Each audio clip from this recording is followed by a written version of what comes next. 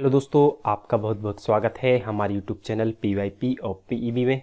दोस्तों, मैं कमलेश साहू और मैं आज आपको अपना प्रोविजनल एग्जामिनेशन बोर्ड का पुलिस कांस्टेबल रिक्वायरमेंट टेस्ट 2017 का प्रीवियस ईयर क्वेश्चन पेपर लेकर आया हूं। दोस्तों, आज ये हमारा चौथा पार्ट है। इसके पहले मैंने पुलिस कांस्टेबल रिक्वायरमेंट टेस्ट 2017 के 3 पार्ट्स की वीडियो को बना रखा है। अगर आपने उन पार्ट्स को नहीं देखा है तो आप उन पार्ट्स को देख सकते हैं। दोस्तों, आपसे मेरी एक रिक्वेस्ट है, अगर आपको ये वीडियो अच्छा लगता है तो आपको अपने दोस्तों के साथ शेयर करना है, साथ ही साथ चैनल को सब्सक्राइब करना है और बेल आइकन को प्रेस करना है। दोस्तों, आपको आवश्यक जानकारी के लिए बता दें कि इस पुलिस कांस्टेबल रिक्वायरमेंट टेस्ट में जो 100 मार्क्स का क्वेश्चन पेपर रहता है, इसमें हम आपको यहाँ जनरल नॉलेज तथा जनरल साइंस की 30 क्वेश्चनों पर डिस्कशन कर रहे हैं।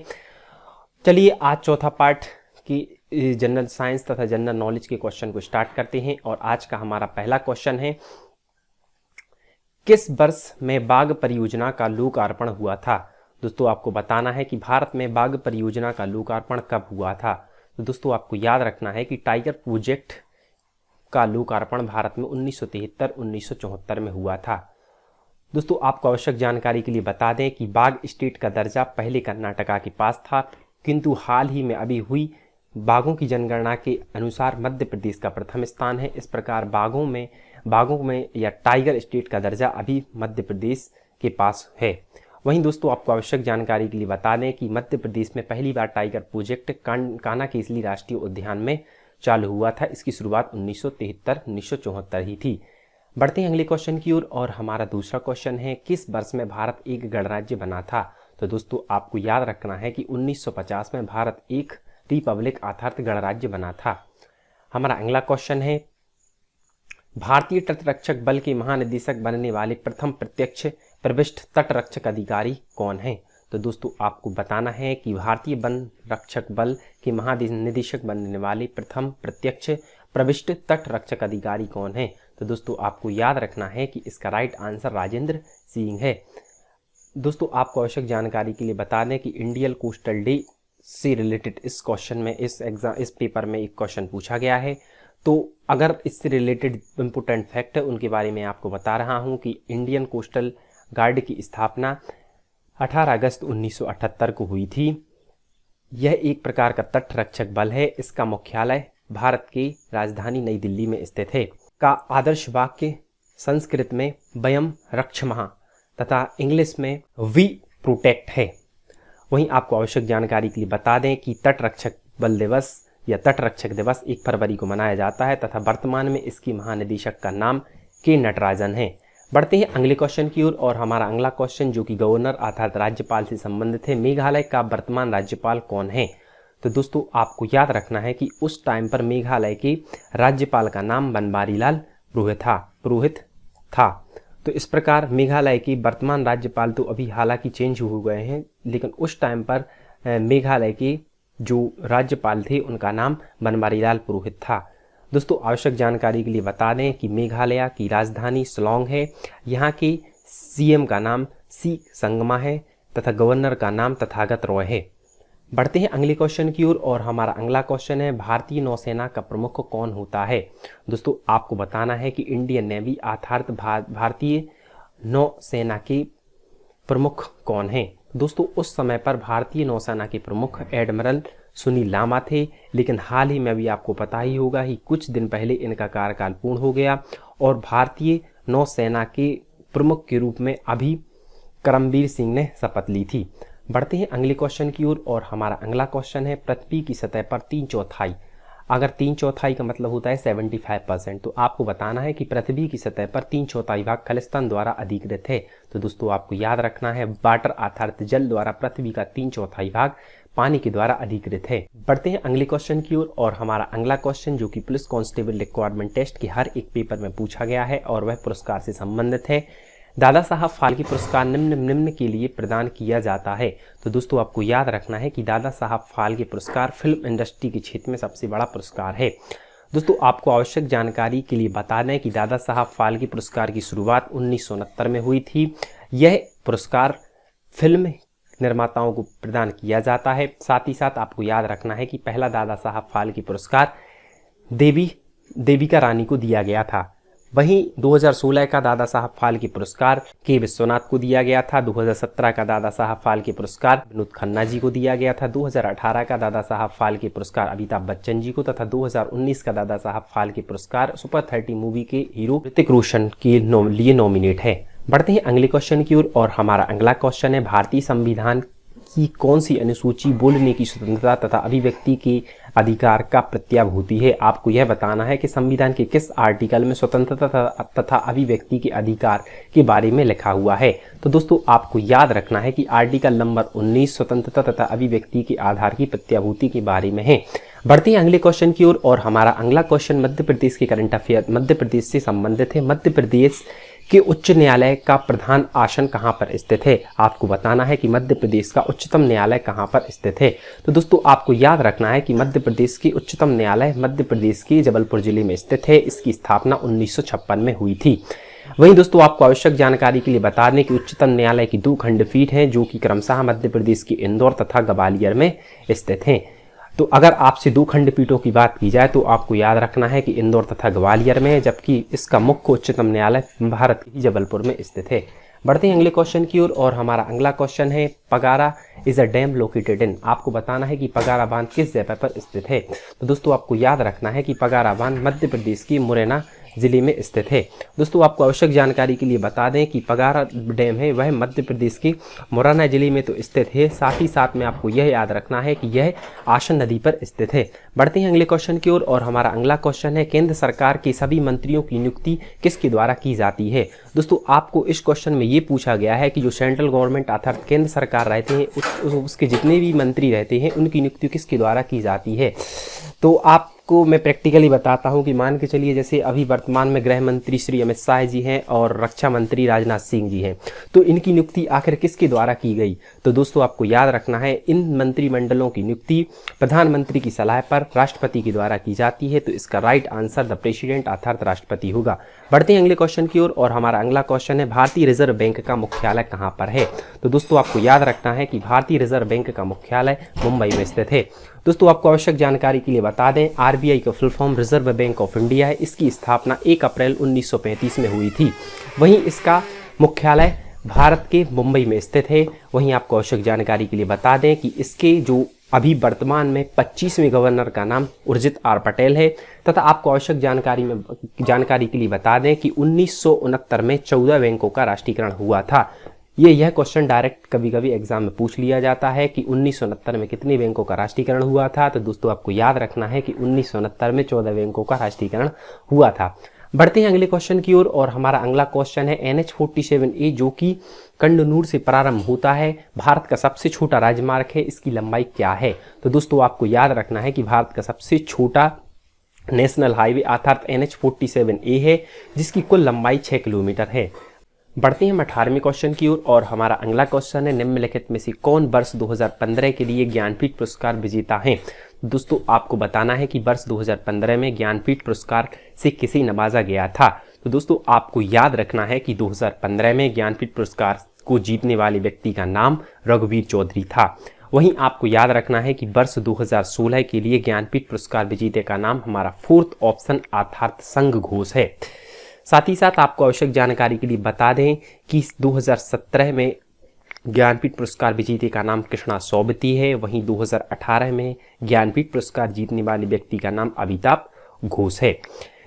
दोस्तों आपको आवश्यक जानकारी के लिए बता दें कि आपसे जो एग्जाम में ओरिएंटेड फैक्ट है अर्थात एग्जाम में जो क्वेश्चन पूछा जा सकता है कि ज्ञानपीठ पुरस्कार की शुरुआत आखिर कब हुई थी। तो दोस्तों आपको याद रखना है कि ज्ञानपीठ पुरस्कार की शुरुआत 1965 में हुई थी। यह साहित्यकारों को प्रदान किए जाने वाला भारत का सर्वोच्च पुरस्कार है अर्थात भारतीय साहित्य के लिए दिया जाने वाला सर्वोच्च पुरस्कार है। वहीं आपको याद रखना है कि इसमें पुरस्कार राशि के रूप में 11 लाख रुपए दिए जाते हैं। प्रथम विजेता का नाम जी शंकर ग्रुप है तथा कभी कभी आपसे ये क्वेश्चन पूछ लिया जाता है कि ज्ञानपीठ पुरस्कार जीतने वाली प्रथम महिला विजेता कौन है। तो आपको याद रखना है आशापूर्ण देवी प्रथम भारतीय महिला है जिन्होंने ज्ञानपीठ पुरस्कार जीता था। बढ़ते हैं अगले क्वेश्चन की ओर और हमारा अगला क्वेश्चन है, सिक्कों के तीसरे गुरु कौन थे। दोस्तों एमपी कांस्टेबल के हर एक क्वेश्चन में सिक्कों के गुरु से संबंधित एक क्वेश्चन पूछा गया है। तो दोस्तों इससे संबंधित ट्रिक मैं 1 या 1.5 मिनट की बनाऊंगा, जो कि मैं आगामी कुछ वीडियो में आपको प्रोवाइड कर दूंगा। तो बढ़ते हैं इस क्वेश्चन में, और इस क्वेश्चन में हमसे पूछा गया है सिक्कों के तीसरे गुरु कौन थे। तो दोस्तों आपको याद रखना है कि सिक्कों के तीसरे गुरु का नाम गुरु अमरदास था। दोस्तों आपको आवश्यक जानकारी के लिए बता दें कि जो हमारे ऑप्शन है, इस ऑप्शन में हमारा पहला ऑप्शन अर्जुन देव है। तो गुरु अर्जुन देव सिक्कों के 5वें गुरु थे। वहीं दूसरा ऑप्शन है हमारा गुरु अंगद देव, ये सिक्कों के दूसरे गुरु थे। इसके बाद हमारा थर्ड ऑप्शन है गुरु गोविंद सिंह। तो दोस्तों आपको याद रखना है सिक्कों के 10वें या अंतिम गुरु का नाम गुरु गोविंद सिंह था। इस प्रकार आपको तीसरे गुरु की पूछा जाए तो इसका राइट आंसर होगा गुरु अमरदास। बढ़ते हैं अगले क्वेश्चन की ओर, और हमारा अगला क्वेश्चन है उदयगिरी की गुफाएं कहाँ पर स्थित हैं। यह क्वेश्चन मध्य प्रदेश से संबंधित है। दोस्तों आपको याद रखना है कि उदयगिरी की गुफाएं मध्य प्रदेश के विदिशा जिले में स्थित हैं। तो इसका राइट आंसर होगा ऑप्शन नंबर फर्स्ट, अर्थात इसका हमारा आंसर होगा ऑप्शन नंबर 1 विदिशा। तो दोस्तों आपको एग्जाम से ओरिएंटेड विदिशा या उदयगिरी की गुफाओं से संबंधित फैक्ट बता देते हैं कि उदयगिरी की गुफाएं मध्य प्रदेश की विदिशा जिले में स्थित हैं। इसको चौथी या 5वीं शताब्दी की गुफाएं हैं। कभी कभी आपसे ये पूछ लिया जाता है कि उदयगिरी की गुफाएं किस कालीन है। तो आपको याद रखना है कि उदयगिरी की गुफाएं गुप्तकालीन हैं और ये हिंदू तथा जैन धर्म से संबंधित हैं। बढ़ते हैं अगले क्वेश्चन की ओर, और हमारा अगला क्वेश्चन है भारत में पहले एशियाई खेलों का आयोजन किया गया था। तो आपको याद रखना है भारत में पहले एशियाई खेलों का आयोजन 1951 में किया गया था। इस टाइम पर भारत के प्रधानमंत्री का नाम पंडित जवाहरलाल नेहरू था। बढ़ते हैं अगले क्वेश्चन की ओर, जो कि हमारा क्वेश्चन है अंतर्राष्ट्रीय श्रम दिवस किस दिन मनाया जाता है। तो दोस्तों आपको याद रखना है कि 1 मई की रोटी हर किसी को नसीब नहीं होती। इस प्रकार आपको याद रखना है कि अंतर्राष्ट्रीय श्रम दिवस 1 मई को मनाया जाता है। वहीं आपको फोर्थ ऑप्शन 5 जून को पर्यावरण दिवस मनाया जाता है। तो आपको याद रखना है कि 5 जून को पर्यावरण दिवस मनाया जाता है। बढ़ते हैं अगले क्वेश्चन की ओर, जो कि हमारा पॉलिटी अर्थात संविधान से संबंधित है। The vice president of India is, Bharat के उपराष्ट्रपति को खालिस्तान द्वारा निर्वाचित किया जाता है। तो दोस्तों आपको याद रखना है कि राज्यसभा तथा लोकसभा दोनों के सदस्यों द्वारा राष्ट्रपति या उपराष्ट्रपति का चुनाव किया जाता है। तो इस प्रकार आपको याद रखना है कि भारत के उपराष्ट्रपति को राज्यसभा तथा लोकसभा दोनों के सदस्यों द्वारा चुना जाता है। बढ़ते हैं अगले क्वेश्चन की ओर, जो कि हमारा कर्क रेखा से संबंधित है, अर्थात ट्रॉपिक ऑफ कैंसर से संबंधित है। किन जिलों से कर्क रेखा नहीं गुजरती। तो दोस्तों इस क्वेश्चन को आप अपने ऑप्शन से भी कर सकते हैं। पहला हमारा शाहपुर तथा राजगढ़ है। तो आपको याद रखना है कि शाहपुर तथा राजगढ़ से दोनों जगह से कर्क रेखा गुजरती है। भोपाल तथा जबलपुर इस जगह से भी कर्क रेखा गुजरती है। रतलाम और उज्जैन यहाँ से भी कर्क रेखा गुजरती है, तथा इंदौर और बालाघाट से कर्क रेखा नहीं गुजरती। इस प्रकार इसका राइट आंसर इंदौर तथा बालाघाट होगा। यहाँ से ट्रॉपिक ऑफ कैंसर अर्थात कर्क रेखा नहीं गुजरती। बढ़ते हैं अगले क्वेश्चन की ओर, जो कि हमारी साइंस से संबंधित क्वेश्चन है। मुलायम धातु जिन्हें आसानी से चाकू से काटा जा सकता है। आपको बताना है कि मुलायम धातु जिसे हम आसानी से चाकू से काट सकते हैं, तो इसका नाम पोटेशियम तथा सोडियम है। दोस्तों इस प्रकार आपको याद रखना है कि सोडियम तथा पोटेशियम इतनी मुलायम धातु होती हैं कि इन्हें आसानी से चाकू से काटा जा सकता है। बढ़ते हैं अगले क्वेश्चन की ओर, और हमारा अगला क्वेश्चन है निम्नलिखित में से कौन सा ऊर्जा का स्रोत नवीनीकरण नहीं है। अर्थात आपको रिन्यूएबल एनर्जी सोर्सेस नहीं है उसके बारे में बताना है, अर्थात नॉन रिन्यूएबल एनर्जी सोर्सेस के बारे में बताना है। आपको यह बताना है कि ऐसा कौन सा ऊर्जा का स्रोत नवीनीकरण नहीं है। तो दोस्तों आपको याद रखना है कि पवन चक्की अर्थात वाइंड मिल ऊर्जा की नवीनीकरण स्रोत के अंतर्गत आते हैं। सौर शहर भी आ जाते हैं, ज्वारीय शक्ति अर्थात टाइडल पावर भी आ जाती हैं। लेकिन आपको याद रखना है कि नाभिकीय ऊर्जा अर्थात न्यूक्लियर एनर्जी नवीनीकरण ऊर्जा के अंतर्गत नहीं आती। इस प्रकार इसका राइट आंसर ऑप्शन सी होगा। बढ़ते हैं अगले क्वेश्चन की ओर। एक तत्व जो पानी में संग्रहित होता है वह खालिस्तान है। तो दोस्तों आपको याद रखना है कि फास्फोरस को पानी में संग्रहित किया जा सकता है। हमारा अगला क्वेश्चन है परागकोश में फूलों की वर्तिकाग्र तक पराग का स्थानांतरण खालिस्तान कहलाता है। तो दोस्तों आपको आंसर में क्वेश्चन से ही आंसर निकाल सकते हैं कि इसको अपन पॉलिनेशन अर्थात परागण कहते हैं।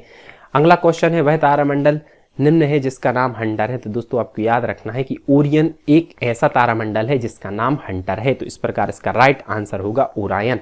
बढ़ते हैं अगले क्वेश्चन की ओर, और हमारा अगला क्वेश्चन है कौन सी बीमारी एक गंभीर रोगों की अभिलाक्षणिक विशेषता नहीं है। तो दोस्तों आपको याद रखना है कि एक गंभीर बीमारी के रोगियों की अभिलाक्षणिक विशेषता वह नहीं होती कि वह दीर्घकालीन रोग होते हैं।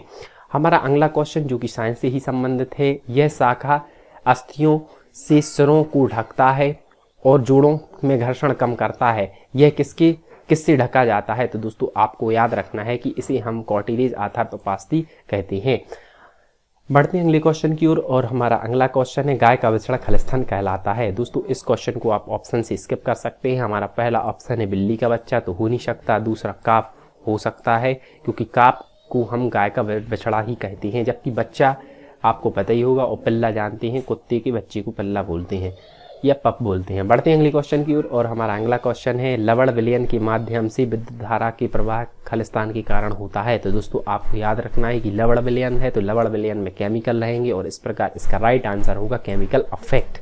बढ़ते हैं अगले क्वेश्चन की ओर और हमारा अगला क्वेश्चन पौधों में लचीलापन खलिस्तान के कारण होता है। तो दोस्तों आपको याद रखना है कि पौधों में लचीलापन सिलूसूतक अर्थात कोलेकाइमा के कारण होता है।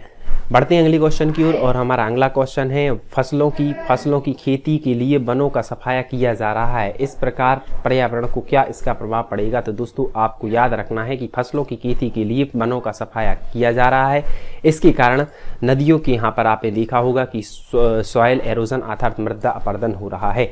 दोस्तों आपको आवश्यक जानकारी के लिए बता दें कि मृदा अपरदन की सबसे ज़्यादा जो रिवर रहती है वह चंबल नदी के कारण होती है, जो कि भिंड मुरैना अर्थात जो मध्य प्रदेश का ऊपरी वाला उत्तरी पोर्शन है वहाँ पर होती है। हमारा अगला क्वेश्चन है ओजोन का अपक्षय मुख्य रूप से इसके कारण होता है। तो आपको बताना है कि ओजोन का अपक्षय अर्थात ओजोन का जो डिफ्लेशन होता है वह मुख्य किस कारण होता है? तो आपको याद रखना है कि क्लोरोफ्लोरोकार्बन यौगिकों के कारण ओजोन परत का क्षरण होता है। दोस्तों आपको याद रखना है कि ओजोन परत संरक्षण दिवस 16 सितंबर को मनाया जाता है। बढ़ते हैं अगले क्वेश्चन की ओर और हमारा अगला क्वेश्चन है सिलूसूतक हेसिसोलुलोस और दूसरा ऊपर है दृढ़ ऊतक। तो आपको याद रखना है कि दृढ़ ऊतक आपके लिग्निन से संबंधित है। एक बटन मशरूम का छतरी जैसा गोलाकार भाग खलिस्तान कहलाता है। तो आपको याद रखना है कि एक मशरूम का छतरी जैसा गोलाकार भाग छत्र कहलाता है। दोस्तों इस प्रकार ये एक हमारा और क्वेश्चन बचा हुआ है और हमारा आज का अंतिम क्वेश्चन है ऊपर से देखने पर तालाब में पानी दिखाई देता है। तो दोस्तों आपको याद रखना है कि ऊपर से देखने पर तालाब में पानी कम गहरा दिखाई देता है, जो कि प्रकाश के अपवर्तन की घटना के कारण दिखाई देता है। दोस्तों इस प्रकार हमारे आज के जितने भी ये जनरल नॉलेज तथा जनरल साइंस के क्वेश्चन है उनका डिस्कशन यहीं पर समाप्त होता है। मेरी आपसे एक रिक्वेस्ट है, अगर आपको ये वीडियो अच्छा लगता है तो आपको अपने दोस्तों के साथ शेयर करना है, साथ ही साथ चैनल को सब्सक्राइब करना है और बेल आइकन को प्रेस करना है। Thank you for watching my video. Thank you.